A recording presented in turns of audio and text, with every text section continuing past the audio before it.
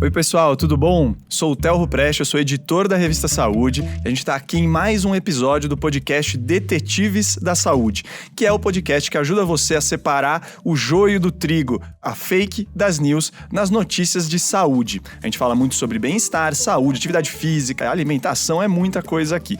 E o tema de hoje é meditação. A Maria Tereza, que está aqui à minha esquerda, produziu todo esse episódio e ela pegou um trecho de um livro chamado Meditação para Céticos Ansiosos, que eu achei muito interessante para a gente começar a discussão. E ele diz o seguinte: já escutei muitas pessoas dizerem que não conseguiriam meditar porque não conseguem parar de pensar.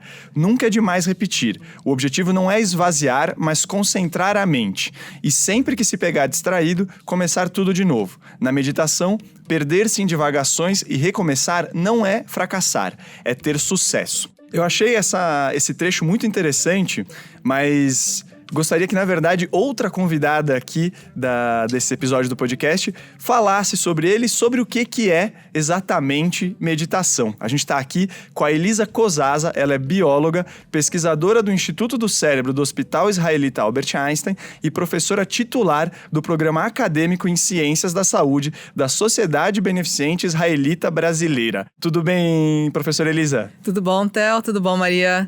E aí, pessoal, tudo bem? Vamos conversar aí sobre meditação e esses temas aí que deixa muita dúvida para as pessoas, né? Será que todo mundo consegue meditar? Será que não consegue? Eu diria o seguinte: potencialmente todas as pessoas, acredito eu, poderiam meditar, mas assim como potencialmente todo mundo poderia fazer atividade física, né? Alguma atividade física ou algum tipo de meditação. Mas eu acho que entram aí questões culturais, entram questões de personalidade, de perfil, né? E também com quem e como as pessoas estão aprendendo a meditar, né? Então, se você já ouviu dizer que meditar é não pensar em nada, já começou errado, porque no dia que você não pensar em nada, você vai ter um atestado de óbito. Sim, né? Se alguém souber a fórmula aí pra conseguir não pensar em nada, liga pra gente. Tô curiosa. Né? Então, o que é importante é entender que justamente meditação tem essa característica citada aí na frase, de você... Então, na verdade, você está treinando a sua habilidade de focar a mente em alguma coisa específica, que pode ser, por exemplo, a sua respiração, né? Respirar, todo mundo respira, né? Então, dá pra gente prestar atenção nesse ritmo, né? Da respiração, a inspiração e a expiração, e procurar manter esse foco. Se você se distrair, você retoma novamente a atenção para a respiração. A respiração é só um exemplo. Tem diferentes tipos de foco, dependendo da técnica, como, por exemplo, podem ser mantras, né? Em algumas tradições, podem ser imagens, ou pode ser ainda, não sei se vocês já ouviram falar sobre práticas de meditação da compaixão ou de bondade amorosa, que basicamente é o desejo das pessoas para que elas possam ser mais felizes ou se livrar de sofrimento, tá? Então, é um foco e é um treino de foco de atenção. E então a gente pode definir meditação como um treino do foco, Elisa, ou tem mais por trás disso? Olha, não existe uma definição consensual de meditação, né? Mas eu gosto muito de uma definição do Roberto Cardoso, por exemplo, que foi publicada há alguns anos já, em que justamente a meditação é um procedimento onde você tem um foco de atenção, você tem um relaxamento em algum ponto do processo, né? Um relaxamento da lógica, né? Só explicando um pouco essa história do relaxamento da lógica, é você sair daquele modo de preocupação o tempo todo, né? Então, por exemplo, quando você foca a sua atenção na sua respiração, você deixa de ocupar a sua mente com problemas, com outras coisas, né? Então, basicamente, esse treino de você conseguir transitar a sua atenção do que era a sua preocupação para um foco mais constante e geralmente um foco mais simples, como a respiração, pode trazer uma qualidade de relaxamento da lógica. A Elisa, para quem não sabe, gente, pratica muita meditação, né, Elisa? Faz isso no dia a dia. A gente queria só entender, como um anexo aqui, como que você caiu nesse mundo da meditação? Olha, é bem curioso, mas começou há muitos anos atrás, precisamente quando eu tinha 12 anos, e eu comecei a praticar uma arte marcial chamada Aikido. Né? O Aikido é uma arte marcial de origem japonesa, que tem um foco muito importante no treinamento na parte contemplativa, né? E aí que eu tive os primeiros contatos com a prática de meditação. Inicialmente eram práticas curtas durante o treino, né? Mas a questão de aplicar este estado para o treino de arte marcial é uma coisa crucial no treinamento do Aikido. Né? E eu acho que para mim foi um treinamento para a vida, né? Porque a ideia de você treinar, ficar com o olhar atento, relaxado e sem ideias pré-concebidas, né? Se você, por exemplo, num treino de arte marcial, você vai receber um ataque, se você achar, não, ele está atacando assim porque ele está querendo dar um chute, você pode estar enganado e você vai falhar. Você tem que estar com a sua mente limpa, né, observando o que está acontecendo, né, para você poder ter a melhor resposta naquele momento. E assim é a vida, não é? Se a gente ficar o tempo todo nos deixando levar por ideias pré-concebidas de como as coisas terão que ser, né, isso de acordo com a nossa mente, a gente pode ter grandes frustrações. Né? Então, o golpe pode ser a frustração, né? Então, essa ideia de você estar mais aberto e observando o que realmente está acontecendo, tá? Para você ter, então, a melhor resposta possível para aquele momento, eu acho que foi um dos grandes treinos que eu tive com o Aikido. Legal. Tem uma coisa que até que você falou, né? Se a gente fica pensando muito no golpe, a gente toma o golpe, né? Porque tá pensando qualquer ali um nele. que treina arte marcial fica pensando demais, não. Você tem que...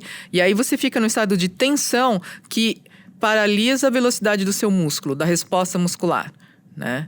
Então, eu acho que tem essa combinação de coisas que são bem interessantes para a gente explorar, né? E aí foi então que eu comecei a me interessar pela meditação, mas aí depois eu fui buscar meditação sentada, fui em diferentes lugares e tal. Até que em 2010 eu fiz um treinamento, né, que foi no Cultivating Emotional Balance, o Cultivando Equilíbrio Emocional, que foi um programa criado pelo Paul Ekman, que é aquele grande psicólogo que estudou as emoções e criou os personagens do Divertidamente. Olha só. Né?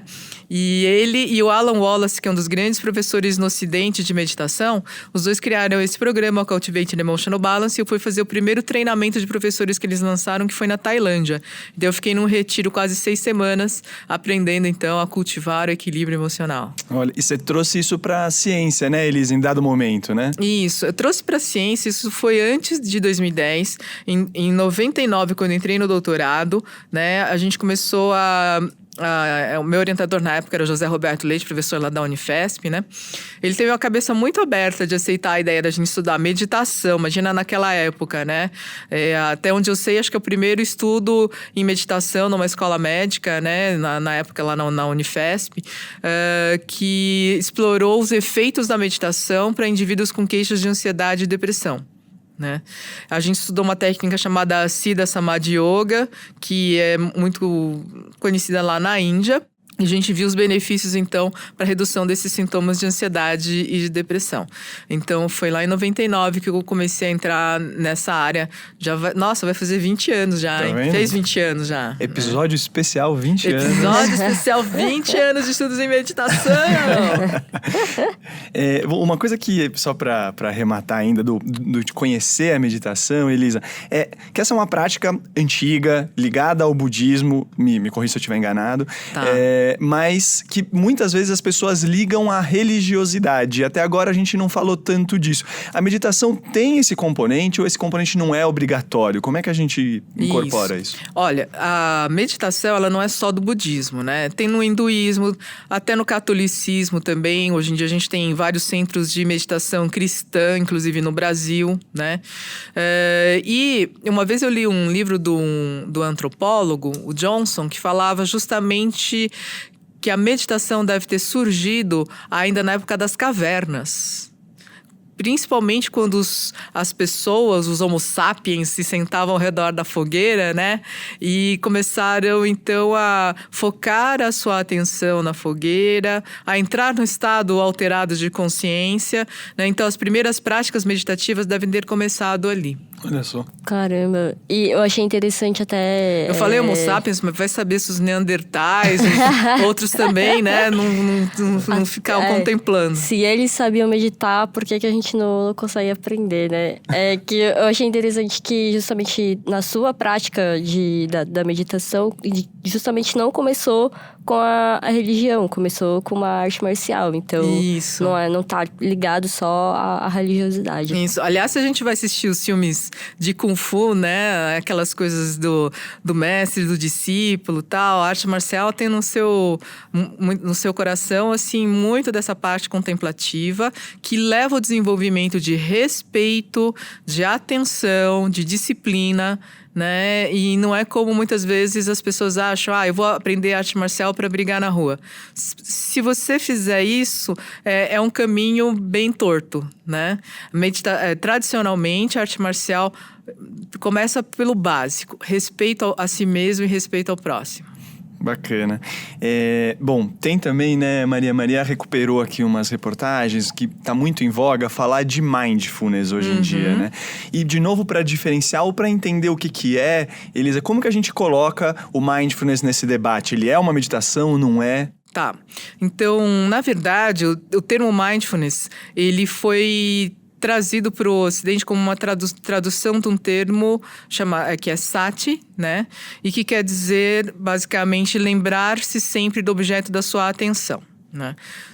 No Ocidente, ele foi traduzido como atenção plena ao momento presente sem julgamento.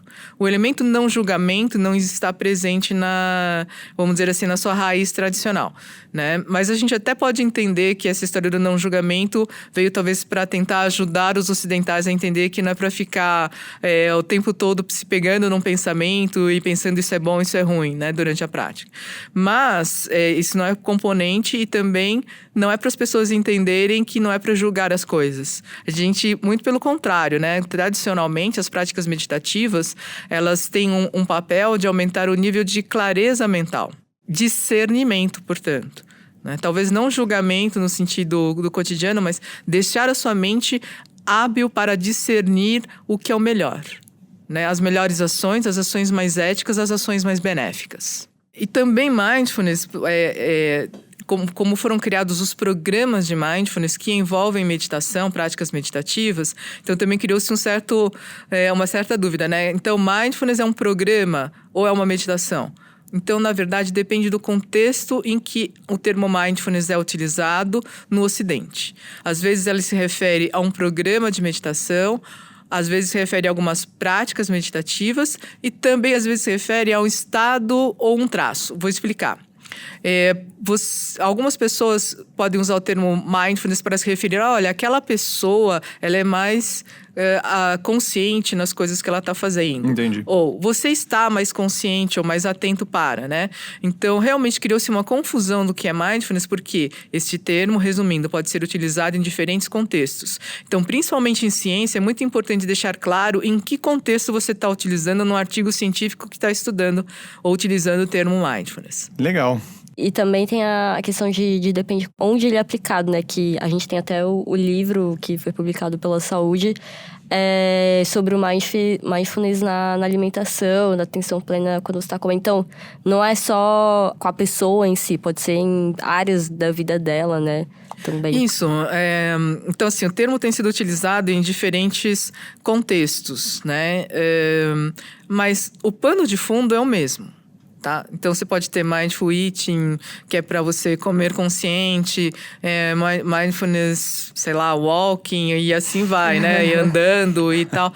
Mas, assim, é legal, o ser humano gosta de dar labels, né? Rótulos para as coisas, mas no fim da história, o princípio é o mesmo. Ou seja, você procurar desenvolver mais consciência no que você está fazendo. Legal, você sabe que tem até uma pesquisa uma vez que a gente fez, era uma pesquisa curiosa, mais para tentar trazer um conceito do que para tentar afirmar qualquer coisa, mas que ela falava de mindful na hora de lavar a louça até. Professor, essa coisa de você lavar a louça vendo a temperatura da água, qual a sensação ao tocar no prato, e falando que isso podia ter algum efeito também relaxante, né? Por mais breve que fosse. Sim, isso é real.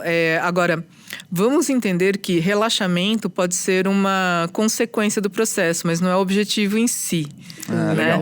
Então, o objetivo em si é você estar mais consciente do que está acontecendo. Né? Por quê? Porque cada vez mais nós somos induzidos ao automatismo. Porque, como assim nós somos induzidos ao automatismo? A nossa vida está baseada em apertamento de botões. Acho que o esporte mais feito hoje em dia é o apertamento de botões, né? Então, muitas vezes a gente não pensa para apertar esses botões, entre aspas, né? Então, assim, quais são as tomadas de decisões que a gente vai ter realmente na nossa vida? O que realmente importa, né? Eu estou sendo arrastado para ou eu estou indo porque quero? É legal isso, porque porque o podcast é o Detetives da Saúde aqui, né, Maria? Sim. Então é óbvio que a gente acaba focando muito na saúde, em benefícios para estresse, ansiedade, o que for, né? Mas é bacana ter essa visão de que a meditação ela vai além dessas questões também, né, professora Elisa? Bacana. Bom, de qualquer forma, a professora Elisa tem muitos trabalhos ao longo da carreira dela científica que focam em meditação, mesmo em yoga, em outras práticas, e acho que chegou o momento justamente da gente falar de benefícios da meditação.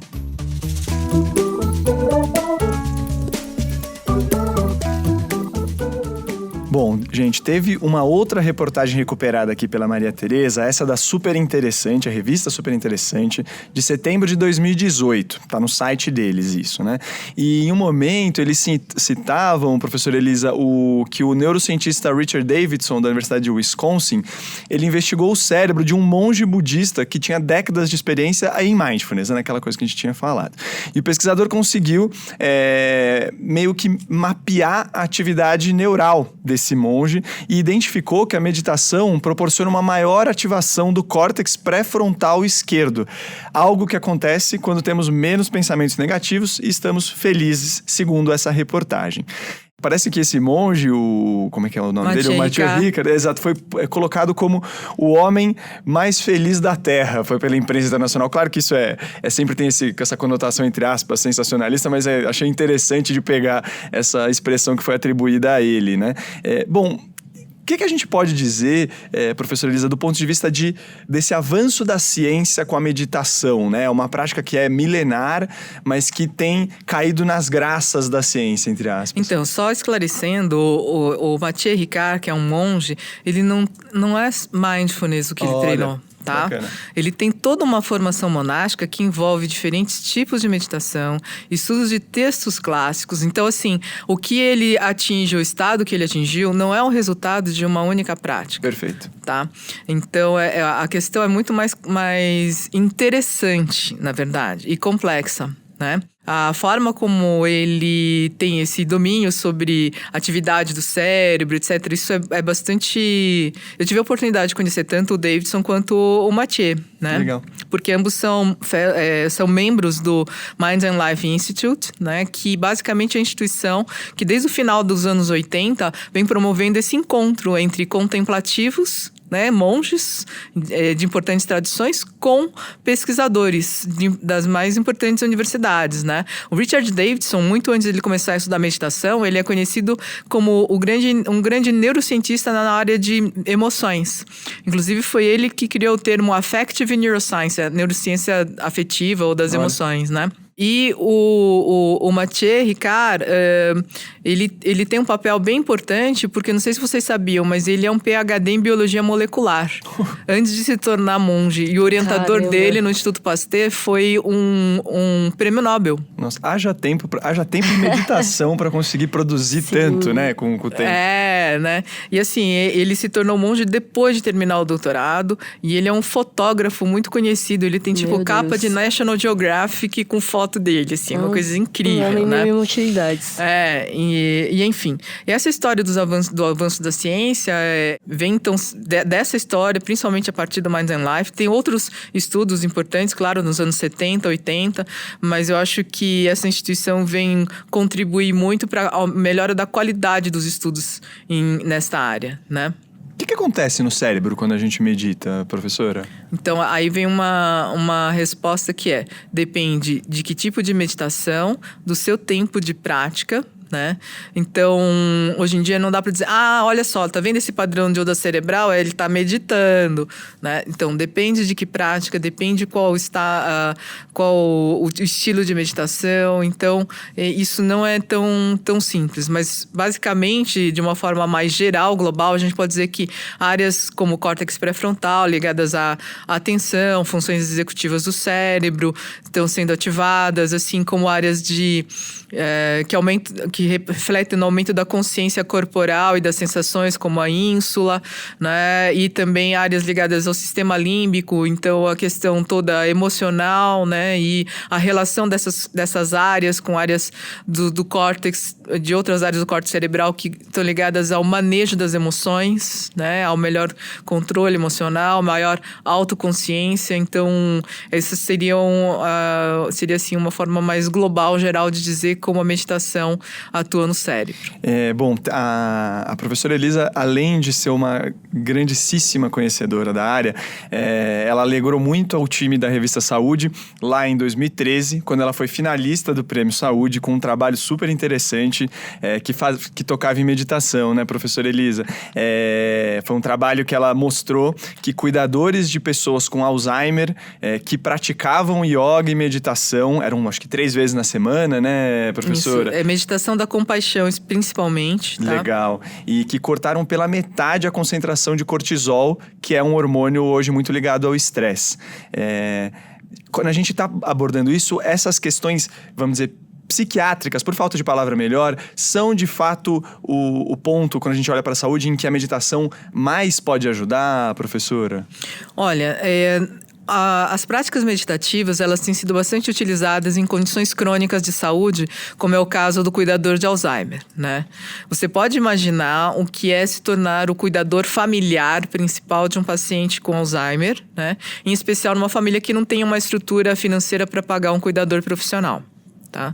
Então é muito importante que as pessoas da família como um todo fiquem conscientes de que precisam se ajudar mutuamente. Não pode jogar tudo nas costas de uma única pessoa, porque o risco de morte dessa pessoa está aumentando. Olha. Né? Já existem estudos que indicam que se essa pessoa que é o cuidador principal realmente não tiver um suporte adequado, o risco de morte dessa pessoa está aumentando e talvez ela morra antes do indivíduo que está sendo cuidado, que é o paciente com Alzheimer. Né? Isso era uma das grandes preocupações da Organização Mundial de Saúde, inclusive. Tá? Então, nesse protocolo, eu fui, na verdade, a co-orientadora desse estudo, né? Do Marcelo Danukalov, tá? Que foi o doutorando na época. E realmente, assim, foi muito interessante a gente observar não só a redução dos sintomas de estresse, de depressão, de ansiedade, mas ver também um marcador biológico, né? Que é o cortisol, né? Tendo uma redução praticamente para metade depois de 2 meses de treinamento. E eu vou te dizer, a maioria dos cuidadores que passaram pelo protocolo, comparado ao grupo controle que não tinha passado até então,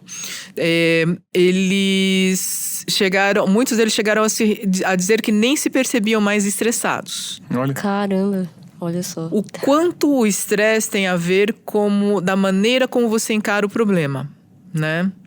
Então, eu acho que esse é um ponto bem importante, tá? Então, o estresse, da nossa parte, né? O que a gente pode fazer para controlar o estresse é tentar entender ele de uma maneira diferente. Tem o componente externo do estresse que nem sempre a gente consegue controlar, mas tem um componente interno que pode nos levar a ver o estresse de uma forma mais saudável.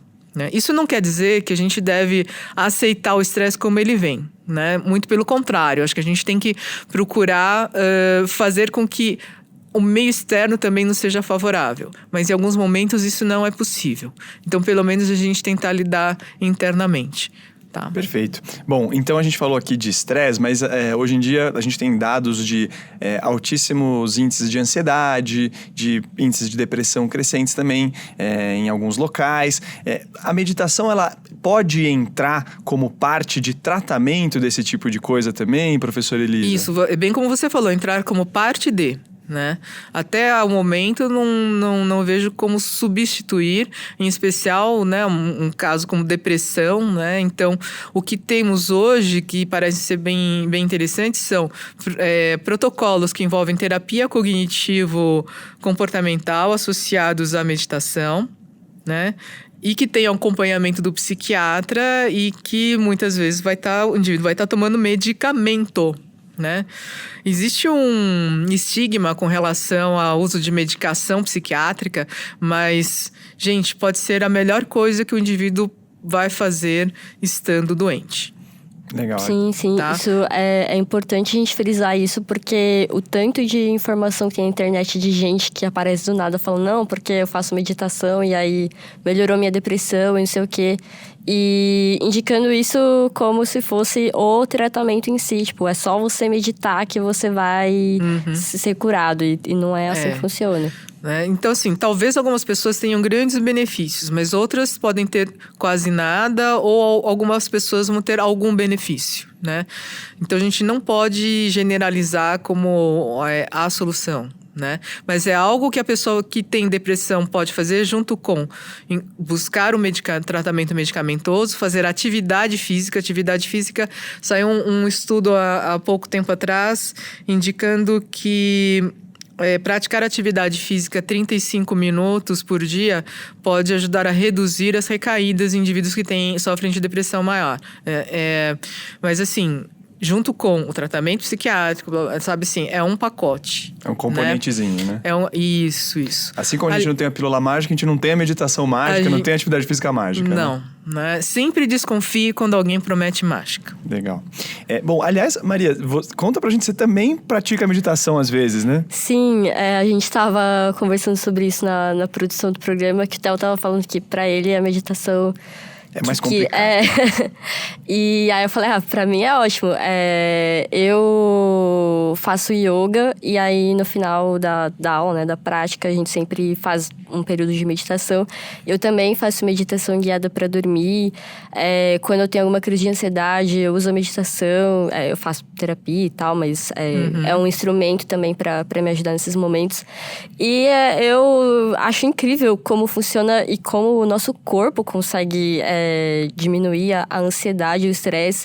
E eu tinha muito problema, principalmente para dormir, e meditar antes de dormir funciona muito. E que acho que a grande questão da meditação nesses momentos é aquilo que a gente falou no começo do programa, de que você não tem que tentar esvaziar sua mente ou tentar controlar os pensamentos para que eles não venham. É só aprender a lidar com isso, né? Tipo, que os pensamentos eles vão continuar vindo e você vai ter que lidar com aquilo, focar em alguma coisa e aí em um momento ele vai embora. Então, me ajuda muito. Então, sim, recomendo demais. Procure a meditação. Realmente, pelo menos pra mim, funciona muito e me ajuda bastante. A gente tem participado de alguns protocolos, inclusive para insônia, né? E antes de dormir, uma das coisas que mais ajuda é a pessoa focar a atenção no corpo, nas Sim. partes do corpo. Porque, felizmente, né, tem um truque que é o seguinte: se você estiver focado em preocupação, você não está focando no corpo. Mas se você estiver focado no corpo, você não está focando em preocupação, né? Então, e o corpo é algo muito sensível, muito fácil da pessoa perceber. Então, muitas vezes, o protocolo que a gente sugere é a pessoa prestar atenção nas partes do corpo e relaxando. Presta atenção na testa, relaxa a testa, presta atenção nos olhos, relaxa os olhos e vai indo pelo corpo todo. Muitas vezes, no meio do corpo, a pessoa já está dormindo. Sim, exatamente. Né? Mas, por outro lado, eu gostaria de ressaltar que, nesse momento, é muito mais uma prática de relaxamento do que de meditação. Haha, né? Qual que é a diferença, então, entre relaxar e meditar? Na meditação, a gente está praticando para ficar consciente, ficar com a mente clara, vívida, né? Que é o oposto do processo do sono. Tá? Então, eu acho mais adequado a gente dizer que a gente está fazendo uma prática de relaxamento com atenção nas partes do corpo, tá? Porque nesse momento a sua intenção é desligar e apagar, tá certo? A meditação não necessariamente não tem A meditação isso, né? não tem esse objetivo de apagar. A meditação tem o objetivo de você ficar atento, né? Você pode até fazer o mesmo procedimento de atentar para as partes do corpo, mas sem o objetivo de dormir, mas assim, de aumentar a consciência corporal. Isso seria uma meditação. Agora, quando você faz deliberadamente com o objetivo de dormir, aí realmente já é um relaxamento mesmo. Legal. Tá? Que pode até se valer de uma ou outra técnica da meditação. Sim. Então, assim, para esse momento, você quer dormir, a melhor prática é relaxamento, não é meditar nesse sentido, tá? Legal. Bom, a gente está falando aqui, vamos dizer, dessa área do cérebro, né, professora? Mas também existem estudos de meditação como parte integrante de tratamento de diabetes, mesmo de emagrecimento, de questões como, a gente volta um pouco para o cérebro quando a gente fala de esclerose múltipla. Esse tipo de enfermidade, né, também tem sido beneficiado pela meditação? Sim, né? Tem alguns estudos assim. Tem algumas áreas com maior ou menor evidência, né? Mas a gente sempre tem que tomar cuidado com a notícia, da forma como ela é apresentada, tá? Às vezes você tem um estudo que diz assim, olha, melhorou a esclerose lateral amiotrófica, por exemplo. Né? Como a gente viu aí Mas assim, no final você vai ler, ele melhorou a qualidade de vida do paciente, mas não diretamente os sintomas principais, tá?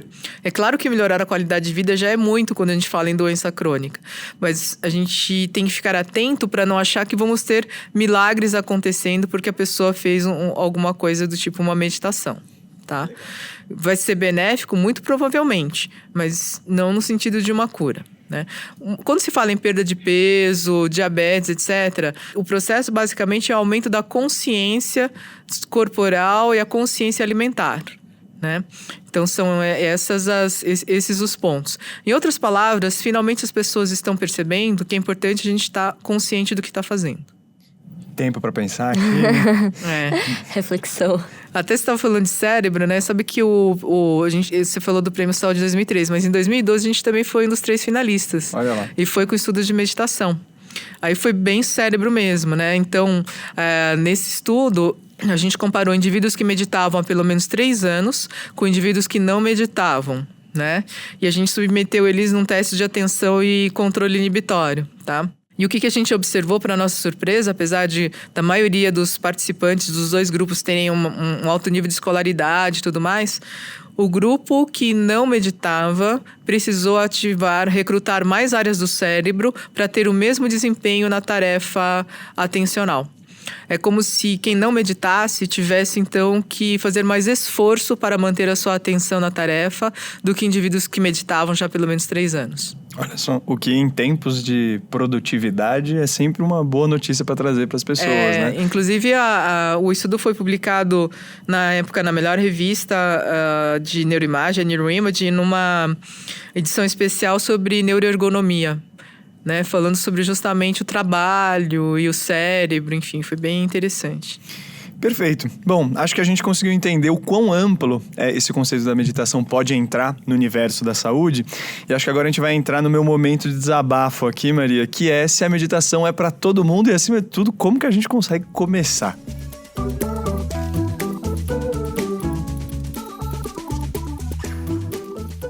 Pessoal, eu vou recorrer de novo aqui àquele livro, Meditação para Céticos Ansiosos.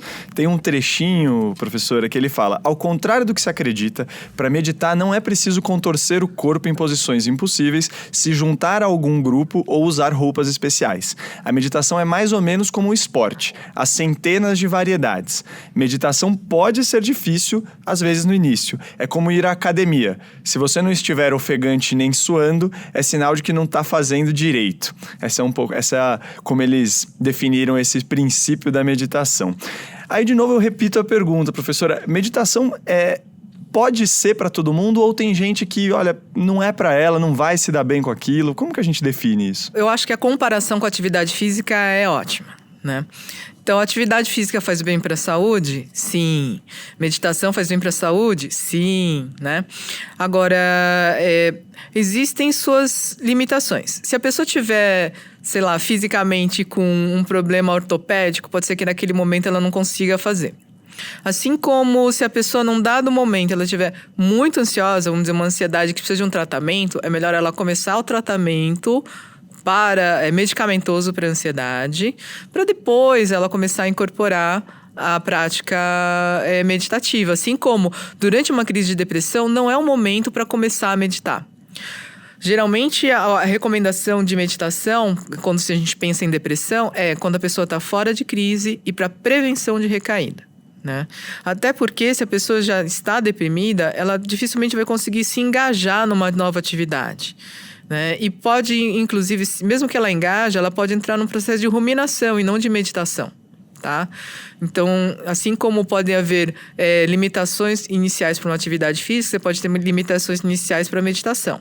A outra coisa é que, mesmo que você não tenha uma ansiedade muito grande, nem um grande estresse, mas você talvez se beneficie de começar associando a prática meditativa com algo corporal, como o yoga.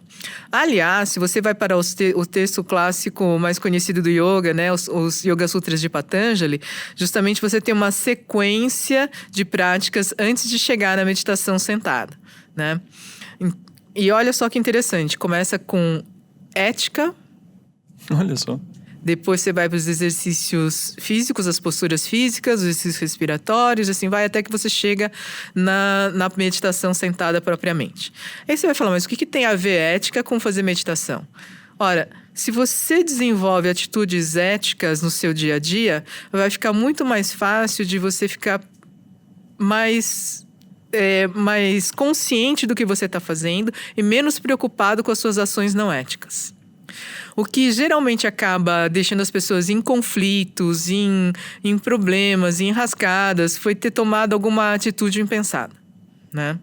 Que teve como resultado algum tipo de malefício pessoal ou para as outras pessoas, tá? Então, essa questão da ética tá na base, né? Aí vem a questão das posturas físicas que vão te ajudar a relaxar fisicamente. Os exercícios respiratórios, né, que podem ter funções diversas, né, tradicionalmente até de purificação, etc. Aí você consegue chegar num ponto em que você está suficientemente tranquilo para que a meditação seja natural.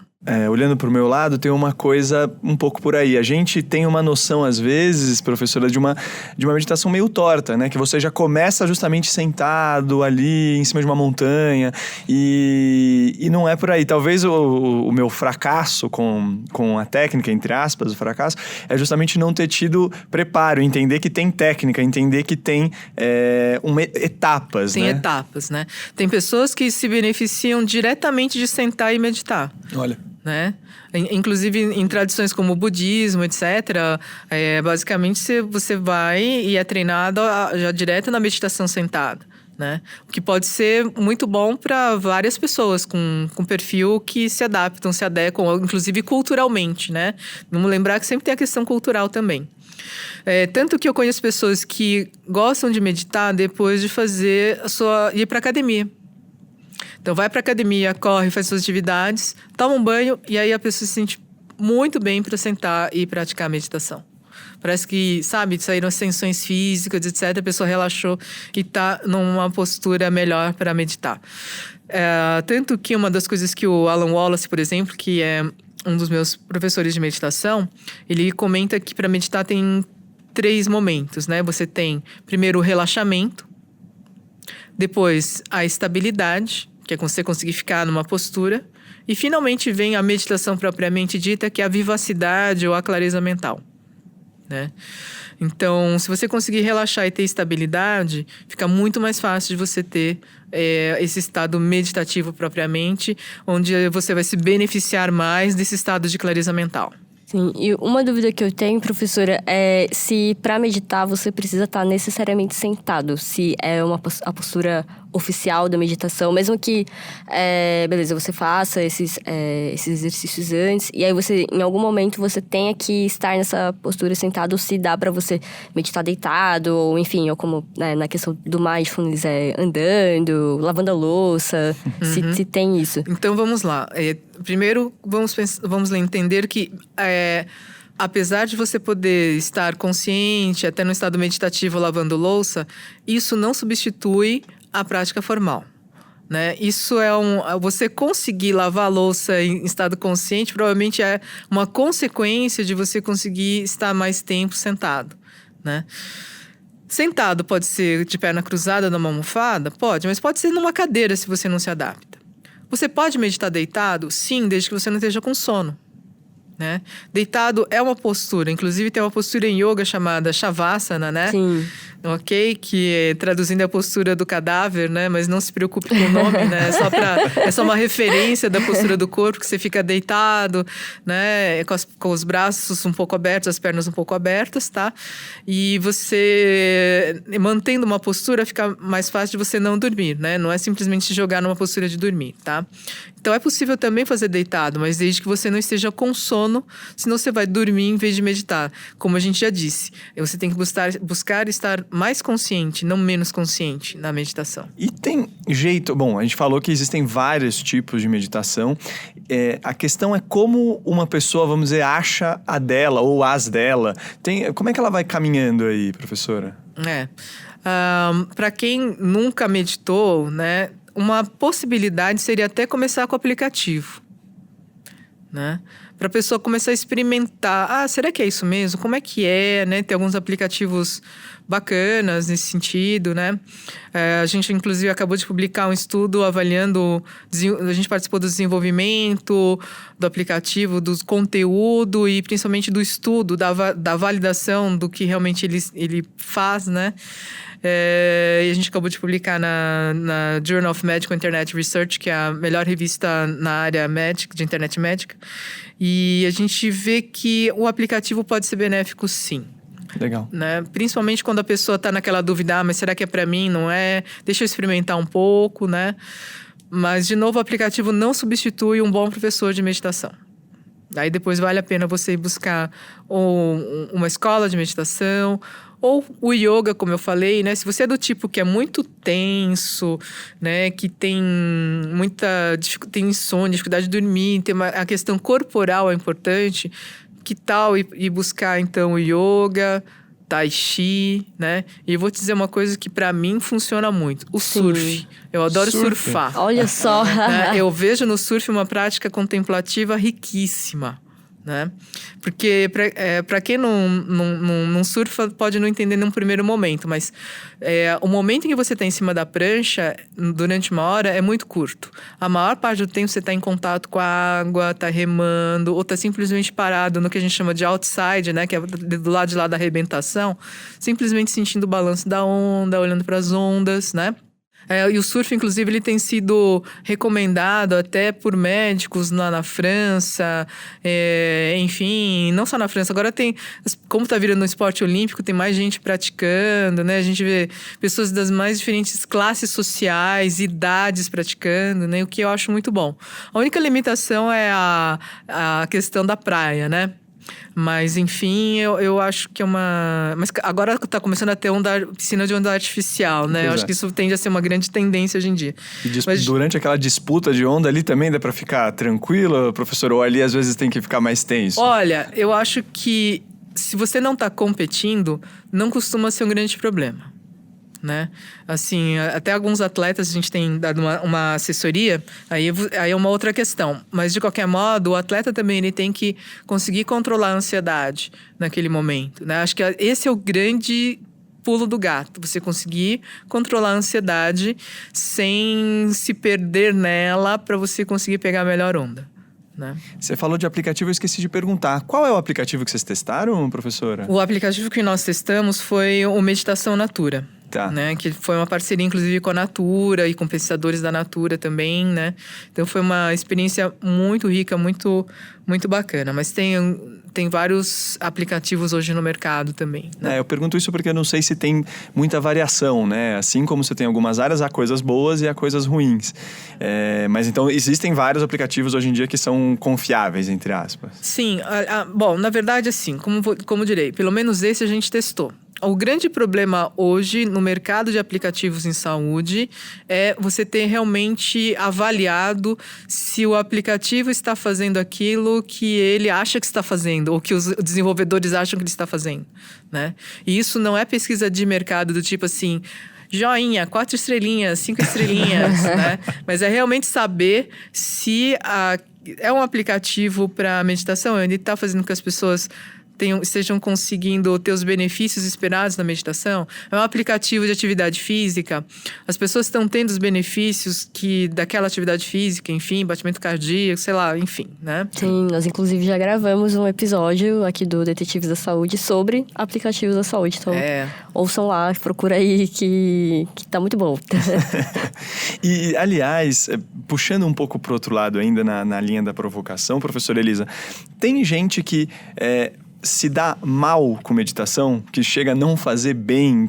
Isso existe? Então, como a gente estava falando, por exemplo, a pessoa que está em um processo, ela já está deprimida, né? E de repente ela resolve fazer sem ter um instrutor ou sem avisar o psiquiatra de que vai fazer isso. Pode ser que faça mal, né? Por quê? Porque lembra que você está entrando num processo interno seu, né? Se você estiver fazendo isso sem supervisão, estando você deprimido, pode não ter um bom resultado, tá? Então, antes de mais nada, eu acho que a busca do profissional de saúde mental, psiquiatra, psicólogo, nesses casos, é fundamental. Legal, acho que quando a gente está falando de tratamento, a gente precisa entender que esses profissionais são muito importantes, a gente não pode jogar eles pro lado. Vamos pegar um indivíduo que tenha surtos psicóticos também, né? Será que vai fazer bem ele entrar lá dentro no mundo mental sem nenhuma supervisão, né? Na verdade, também não temos uma resposta tão clara se realmente o malefício é existente, porque não tem estudos suficientes mostrando isso. Tem estudos de caso. E para quem trabalha com ciência, sabe que estudos de caso é aquele tipo de estudo que tem do menor nível de evidência, né? Não é aquele que tem um monte de gente que foi testada e assim por diante, chegaram nesses resultados. Legal. Bom, a gente já tocou isso bastante, mas assim, se você fosse deixar uma dica para quem está pretendendo começar, qual que seria, professora? Sempre buscar fazer a prática com conforto. O que eu quero dizer isso? Se você está tendo que se esforçar muito para fazer, tem alguma coisa que não deve estar bem acertada para você, né? Talvez o tempo de prática, né? Chegar e sentar e ficar 40 minutos, se você nunca meditou, pode não ser o melhor tempo. Que tal começar com 5 minutos, 10 minutos e vai indo, até que talvez em algum momento 40 minutos seja confortável, né? Conforto não quer dizer que você não vai ter momentos de pequenos desconfortos, né? Explicando. Pode ser que você esteja se sentindo confortável, mas de vez em quando, fala assim, ai, puxa, nossa, minhas costas estão incomodando. Ai, que saco. Não, pode ser que isso aconteça, né? Mas isso não pode ser não sendo numa intensidade muito grande, permanece, relaxa e tenta ficar mais um pouco, né? O que não dá é ficar realmente num desconforto, tipo assim, ai caramba, que horas que isso vai terminar, né? Você se autoimpor a uma autotortura, não é isso. Meditação não é isto. Perfeito. Pode ir começando aos poucos, que nem você colocou ali. Vai começando aos poucos, né? E, enfim, buscando estar numa postura confortável para você. Não precisa sentar em posição de lótus completa, que é cruzar as duas pernas e ficar naquelas posturas. Não. Cadeira é bom para você? Joia, né? Você tem alguma limitação física? Quer começar a meditar deitado? Começa deitado. Mas só não faz no horário que você vai dormir, né? Para dormir é relaxamento, como a gente já disse. Isso. Né? Legal. Perfeito. Bom, gente, acho que conseguimos cobrir bem este mundo. Eu confesso que, particularmente, eu fiquei mais otimista comigo mesmo para na minha próxima tentativa ser mais bem-sucedido do que fui até agora. Obrigado por isso, viu, professora Elisa? Obrigado por estar aqui com a gente hoje. Obrigada, Théa. Obrigada, Maria. E obrigado para vocês que estão ouvindo a gente. Maria, super obrigado também. A Maria fez toda a produção também do programa, além de estar aqui com a gente discutindo hoje. Obrigado. Valeu, Théo. Foi ótimo. Bom, a gente tem também na mesa de som Rafael Bertazzi, que está cuidando aqui das nossas vozes e cuida também de toda a edição do programa. O Detetives da Saúde é feito pela revista Saúde, então se você quer apoiar esse podcast, a melhor forma é justamente assinar a revista, correr atrás do seu exemplar nas bancas ou mesmo nas vias digitais. E, além disso, fica um recado aqui para você participar dos próximos podcasts. Você pode mandar suas críticas, sugestões de pauta, elogios, o que achar melhor para as nossas redes sociais da revista Saúde. A gente está no Instagram, está no Facebook, estamos no Twitter também. E também pode ser para o nosso e-mail, que é o saude.abril@atleitor.com.br. Não deixa de falar o que você achou desse episódio e dos próximos. E quinta que vem a gente está de novo aqui. Obrigado, gente. Um abraço. Tchau, tchau.